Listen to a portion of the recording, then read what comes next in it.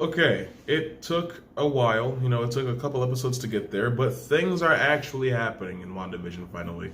There is concrete evidence that things are in fact taking place. Israel. Um, and it's funny because there were so many people that were concerned about, like, oh, is there enough time for WandaVision to do all the things that we're pretty sure it's doing? And it's like, well, here's the thing though. We don't know what it's doing. We have a better idea now, but up until, recently, we had no actual idea what exactly was supposed to be happening. But this episode has cleared a lot of things up. It's also confirmed some fan theories, such as Wanda. You know what? Spoilers. If you haven't seen WandaVision episode 4, full spoiler warning, alright? Wanda is absolutely puppeteering a corpse. There's a bit in the episode where it flashes back to last episode after Wanda dispels Geraldine, who we now know is Monica Rambeau, who I guess is Maria Rambeau's daughter from Captain Marvel. I still haven't seen Captain Marvel. Maybe I should have because I don't know anything about Maria or Monica. But after she gets dispelled from the made-up town that is Westview, apparently, which is in New Jersey. Go figure. Vision comes home, and Wanda turns around, and he's missing a huge chunk from his forehead. He's dead. What we are seeing every time we see Vision is a corpse that has been reanimated somehow. Magic, I guess. That's kind of morbid. She's gonna have to accept his death at some point, right? Because look at things from her perspective, right? Vision dies. 2 minutes later, she dies. Okay, no. More realistically, she kills Vision, the love of her life, right? Then Vision comes back to life and dies again. Then she dies 2 minutes later. 5 years go by while she's dead. She comes back to life, and it's time to fight Thanos, but a different Thanos. So even if she kills this Thanos, she's not exactly getting revenge for Vision. And obviously she's going to be carrying some guilt about Vision's death because she killed him first. So,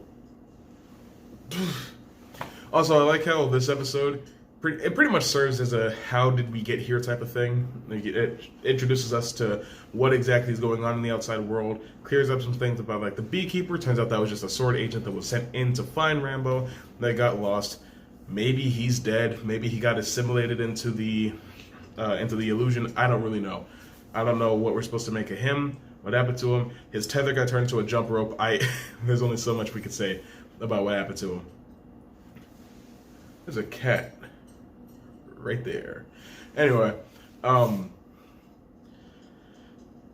for some reason, okay, Randall Park's character from Ant-Man and the Wasp, Agent Wu, I think his name is, and Darcy from the Thor movies both show up here.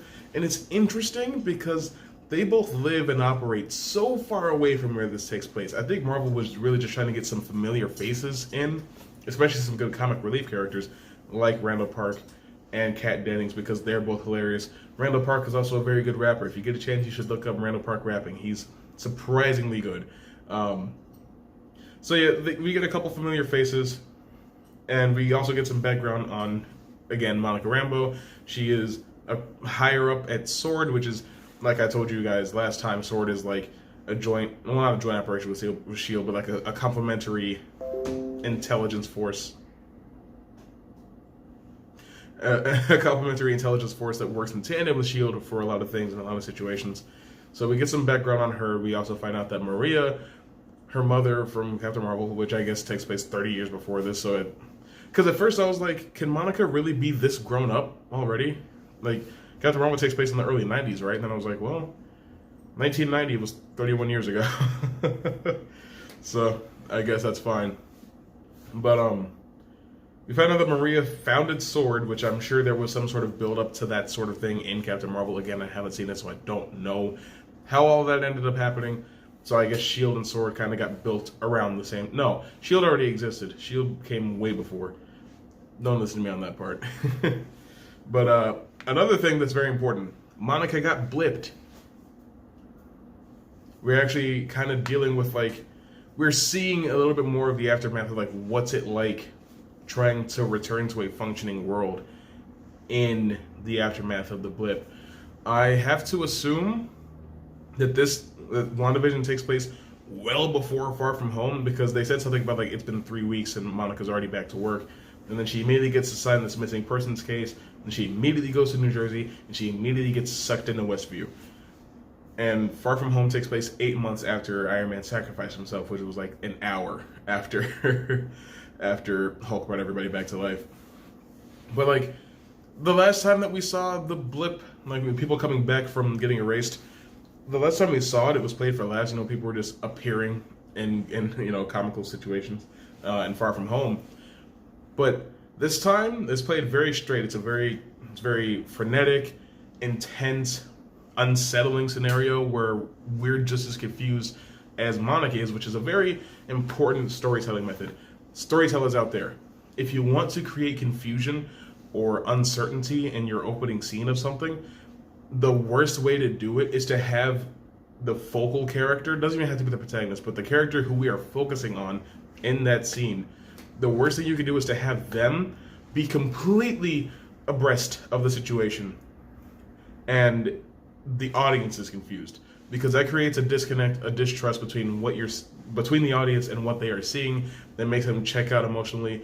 It's one of the easiest and quickest ways to lose your audience. If you're not careful, that's exactly what can end up happening. So, what you want to do to avoid that is have the focal character be just as confused about the situation as we are. In this case, Monica was extremely confused as to why people are showing up from dust in front of her, because when the episode started and she was like assembling, my mind didn't even think about the snap. I was like, is this a hologram projection? And then she got up and I was like, oh, she just came back to life. I saw Endgame 6 times in theaters. But yeah, I like, she obviously had information that we didn't.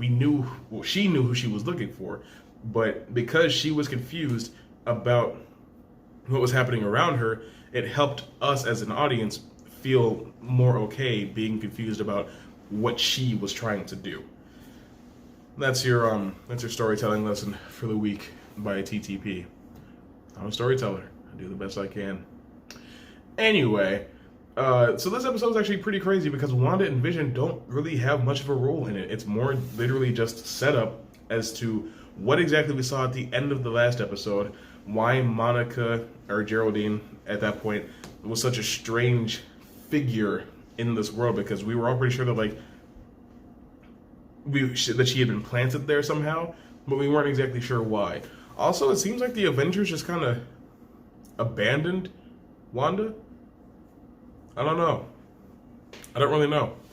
What I am interested in, though, is Quicksilver going to be showing up.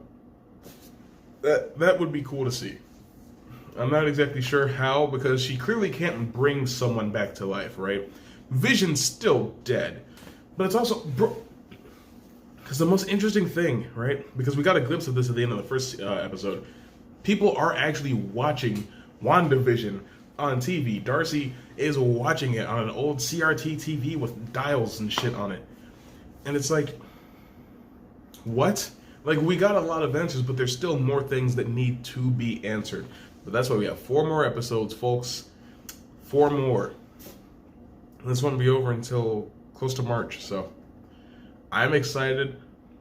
I'm very excited. WandaVision episode 4, I actually didn't catch the episode title.